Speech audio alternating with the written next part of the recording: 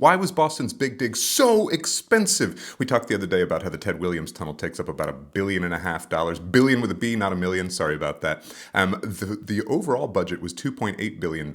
And the other money they figured they would spend burying I-93, the artery we called it in Boston. It was built in the 1950s through all the immigrant neighborhoods, Chinatown, the North End, which is the Italian side, the West End, which is the Jewish side. It cuts the North End off from everybody else. It provides shade that allows guys smoking cigars and Cadillacs to do shady business under there. There's trash, there's pee, there's rats, there's tunnels that lead you into the North End. You have to step over people into piles of their own excrement. It is disgusting. Also, the on-ramps of the artery there's no extra space. You just have to already be going 70 miles per hour to merge. It was dangerous, it was awful, it was ugly. We decided to bury it. The problem being, when they start digging, they're releasing toxins. The neighbors complain. They're rattling windows. They have to rebolster things with more strength than they thought they originally needed. They're uncovering millions of rats, and they have to exterminate.